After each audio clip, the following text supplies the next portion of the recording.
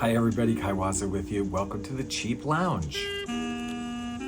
Another episode of music that I have uploaded recently onto my easy listening hobby radio station called Moody Mood Music on live365.com. I don't make any money off of it. In fact, I pay a little bit to have that radio station. So it's just kind of a labor of love and a way to share the music that I love. And this is where we talk about it. Why do I call it Cheap Lounge? Because it's lounge music, basically, and because it was all cheap. All of it pretty much taken from thrift stores and $1 or $2 whatever record bins across the land in my explorations. And we just have a little discussion, quick little talk about some of these records that you may or may not be familiar with. And pardon me if I have a sip of my electrolyte water. Not an alcoholic beverage today. First up, you may or may not be familiar with the German orchestra leader Werner Muller.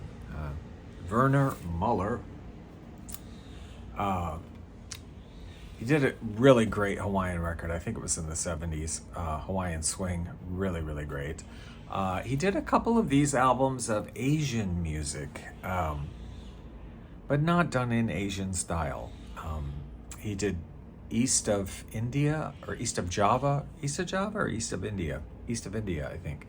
I have that one. I've had it for a long time. Love it. And then I recently picked up Eastern Paradise. These are all, I believe, all of these, unlike the other one, these are all Japanese songs, actual Japanese songs, but done by the this German easy listening sort of orchestra. And really great. The reason I'm pointing this record out or showing it to you is because I really did enjoy the arrangements on this album. Very lively, most of them, very cute, but done like cha-chas and tangos. There's a fencing dance, a mambo, a waltz, but as I said, they're all Japanese songs. So this was really a cute album. It's from 1959, although I believe it was reissued a few times on Signature Records.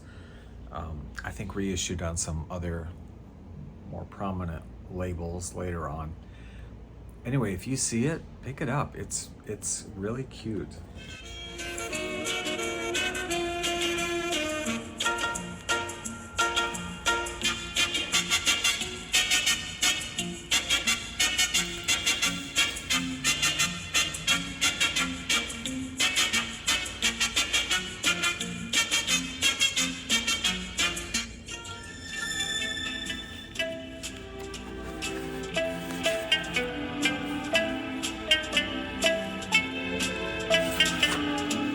Likewise, another recommendation would be this album, which you very well may just pass by if you see it,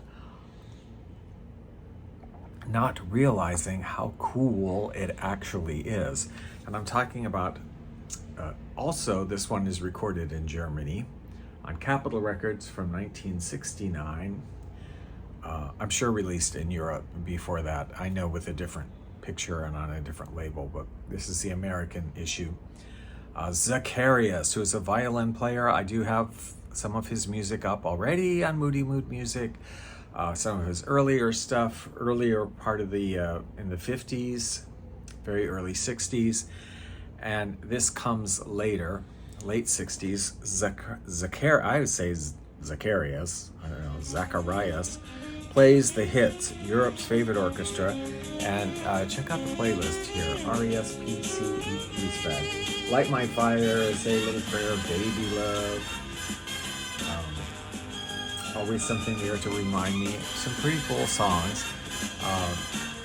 And these arrangements are absolutely the bomb. I'm gonna say I like his earlier stuff. It was very creative and sort of whimsical, but this record gets kind of hardcore groovy, which is to say that if you liked Stu Phillips and the Holly Ridge Strings and all their Beatles albums and other albums that they did with this sort of very sharp sounding orchestra. Zacharias plays the hits. It's like that. It's very much like that. It has that vibe to it. It's very, at the time, very contemporary and very modern. This is very much like you're in the shopping mall in the 1960s, being a cool, modern person, going to Sears. Like, I don't know. But yeah, I really liked this record.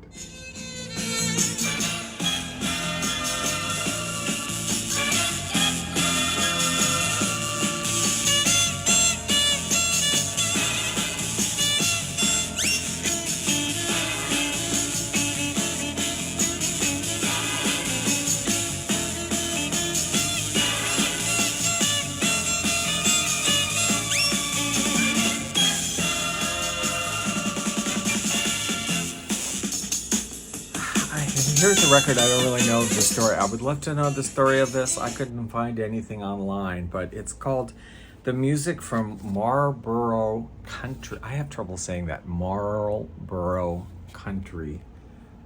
It's from 1967. Music all composed by Elmer Bernstein, although there's no credit, I believe, at all given to like a particular orchestra. No, it's just all music composed by Elmer Bernstein. And interestingly, it's 15, says subtitled 15 Musical Moods from Marlboro Country.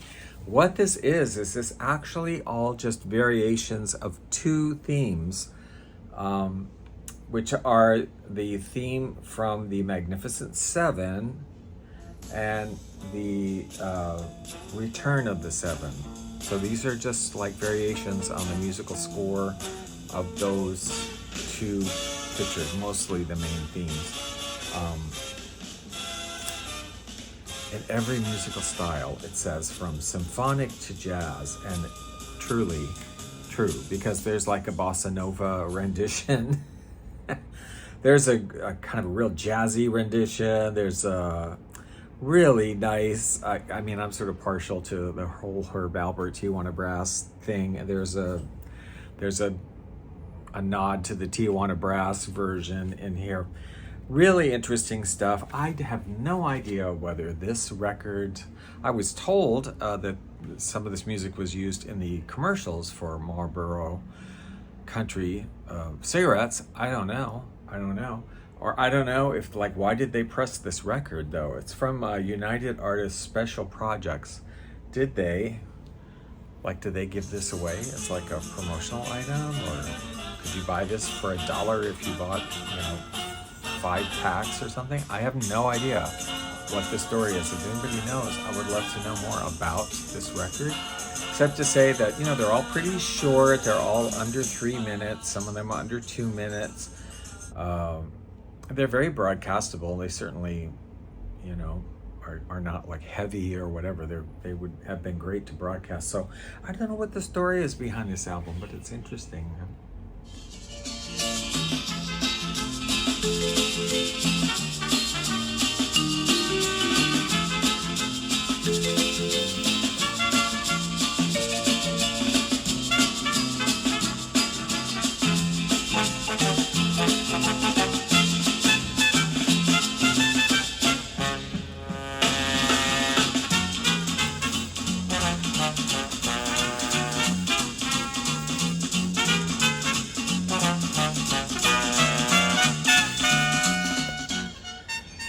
Well, I'm including this Connie Francis album. Connie Francis, of course, just recently passed away. We love Connie Francis. Connie Francis can do no wrong, I don't think, of any of the millions of records I've heard of hers.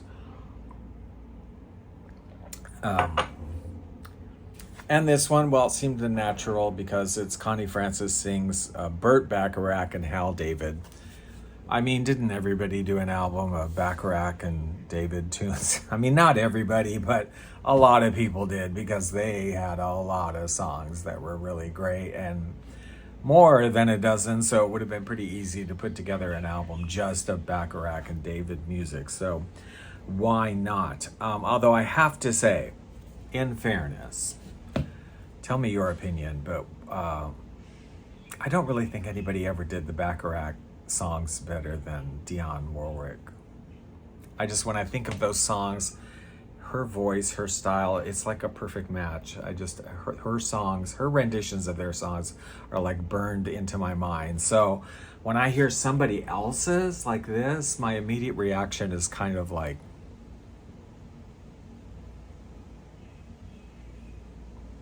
I listened to this album more than once because I did want to really give it a fair chance. After the second listen, I'm like, okay, yeah, you know what? It's all right. It's all right. I don't know that her voice is really, I don't know if she's the kind of singer they really had in mind. I don't know. It's not like a 10 for me, this album. But it's okay. In particular, I will say, Trains and Boats and Planes is one of my favorite pop songs of all time. It's definitely my favorite Bacharach song.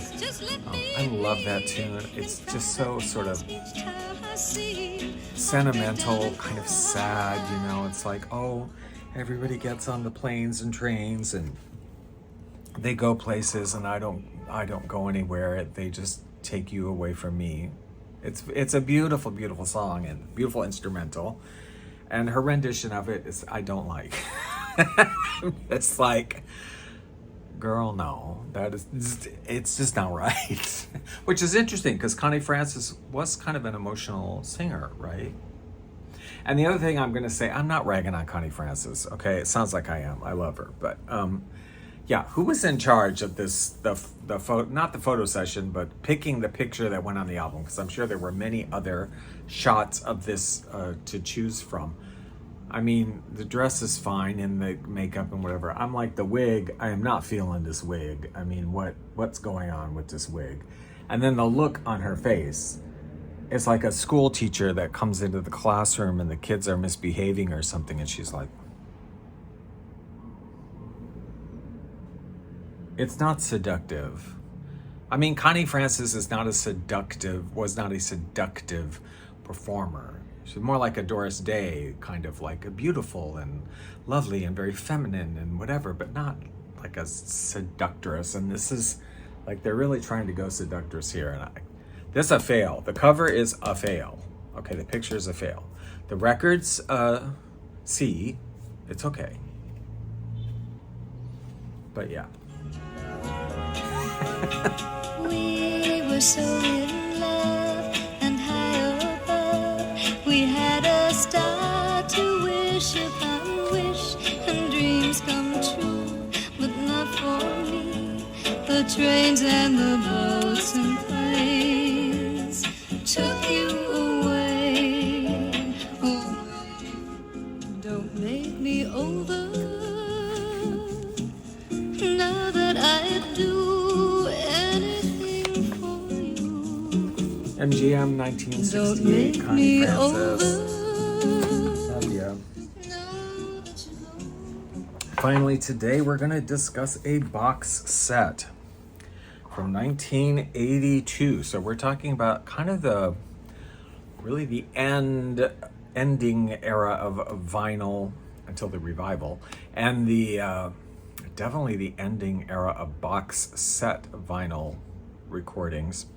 I don't know exactly when, this is a Reader's Digest. I don't know exactly when Reader's Digest finally stopped. I think they did. Well, they kept going because they did CDs, right? And cassettes and stuff that went on later into the era, but they, I don't think they were recording anything new past. They didn't do a lot of recording anyway. Reader's Digest. Well, they did some. Anyway, this one. So, story time. This is the Romantic Strings Play Your Favorite Light Classics. It's a 7-record set. So I was at Savers the other day and I saw this and I was like, I don't think I've ever seen this before. And I texted my friend, Scotty, who you all know from my videos because box sets are his thing. And I was like, do you have this? Because I don't remember. I've been to his collection of his room, the Longines Lounge, Like, I don't think I've ever seen that, and I don't think he's ever mentioned it. And I'm like, do you have this? Have you ever seen this? And he was like, no. And I'm like, okay, well, I will get it, and then I'll send it to you when I'm done with it, because when I'm done digitizing, because as you may or may not know, my Hawaiian record collection is permanent, my easy listening records, so there are thousands of them. I do not hang on to them. It's fluid. Like, they come in, I digitize them, upload stuff, I have it on my external hard drives, and it goes back out into the wild, or sometimes, in this case, like to Scott, who's interested in it, I'll send it to them. But yeah, so I picked it up, and it's kind of interesting. So it's got this great printed program notes in beautiful, beautiful condition that just gives you descriptions, talks about every single song on it, and some program notes about it, and the full listing. Interestingly, also it has a booklet that highlights, that shows the other sets that at the time Reader's Digest was promoting. What's most, and we'll look at this a little closer when we do the sound clips, and I'm sure Scotty will put it on the Vintage Vinyl Box Set group on Facebook, which you should join, Vintage Vinyl Box Set Enthusiasts on Facebook. Yeah, and I'm sure he will photograph all of these and put it up on there, which there's a whole album of them. What's interesting about this one that I had not seen before, though, is their telephone service. So how you can order these sets conveniently by telephone. I love that. So we have the lovely box with the 7 records on it and all sorts of titles here. Now I'm going to talk for a moment about the title or the concept here. It's the Romantic Strings Play Your Favorite Light Classics. I was a little bit confused. I had to do some research on this myself because I thought maybe I'm misunderstanding this, and I was. I thought there was a difference between the term light classics and light music. I thought there was a distinct difference between them. I don't know if you guys have ever heard that terminology. Light music is kind of thrown around. I mean, you don't hear it anymore, but I think back, it's an older term from the earlier part of the 20th century, but I think by the mid-century, light music was kind of thrown around with easy listening or mood music. It was kind of a similar concept, not exactly identical, but like, I always perceived in my mind that light classics would be music derived from classical artists or classical pieces of music, but maybe literally like sort of lightened up a little bit, or not playing the whole thing, but playing like a theme from a movie that was based on that classical passage of music, or things like that were intentionally light, like what's his name, Kettleby, that wrote all those tone poems, sort of things like In a Monastery Garden and In a Persian Market, and who else? Leroy Anderson, all of his songs, Fiddle Faddle and Belle of the Ball and Serenada and all these, like that to me was light classics also. So like either something classically derived in maybe a lighter fashion. The Nutcracker, a lot of the Nutcracker Suite anyway, most of that's kind of light classical.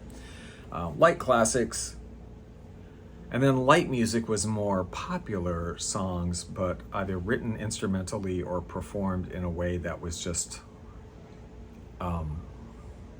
not heavy, not cinematic or whatever, but might be like, a piece that was like Pebbles in the Brook or something, Anyway. Turns out I was actually wrong. So I was like kind of confused by this set when I got it home and was like playing it and recording it, digitizing it. I'm like, this isn't all like classical. This is like show music. There's like show tunes in here from different Broadway shows and stuff. I don't know. But after doing a little research, I've come to discover, news to me, light classics and light music are interchangeable as terms. I did not know that so I guess they're right in calling it play your favorite light classics. I was getting ready to do a video and say, Reader's Digest, you don't know what light classics are, but apparently Kaiwaza doesn't know what light classics are, and Reader's Digest did, so my apologies. Anyway, let's talk about this set for a minute. For me, it's the romantic strings. Incidentally, in a funny twist of fate, okay, so I picked this up last week. Same time, my friend Alan in Virginia, who occasionally, he and his partner are, they do reselling, right? So they thrift a lot, and they thrift for themselves too, but they do reselling. And they, every once in a while, will send me like a box of weird like old candles, or sometimes, books and things like that. And they just sent me a little package with some really interesting things in it, because he knows my taste very well, so he kind of knows what I like. And he sent this CD set from Reader's Digest of the romantic strings. Play magical moods and melodies. Now, I haven't heard this yet because I was digitizing this thing, but this is 4 CDs. It's none of the same music. It's all different than what's on this set. But 4 CDs from the romantic strings. So we're just like having a romantic strings festival. And there's no date. There's got to be a date on this. It's got to be the 80s anyway. Would be stuff that I'm sure was already on 80, 81, 82, 92, 93. There's just stuff from previous sets or recordings. Anyway, my thoughts about the romantic strings play your favorite light classics. I would say, to me, it's uneven. I might feel differently now that I've digitized it and uploaded selections. If I just go back and play it on my, hard drive and just play the whole set through in the background, I might have a little different feeling about it. But I felt when I was doing it, like, this is kind of an uneven set. I just feel like some of it's straight classical. It's not light classical. Some of it's just like straight classical music. And then some of it are these pieces like, for example, like there is in a Persian Market, Indian Summer, Swedish Rhapsody, that song, la da da da da da da da da. I mean, that's light classical, very light music, but they have an 8-minute version of it that like goes way into the variations. It gets very heavy, and it's not the only one where they did that. There's several with those kind of songs.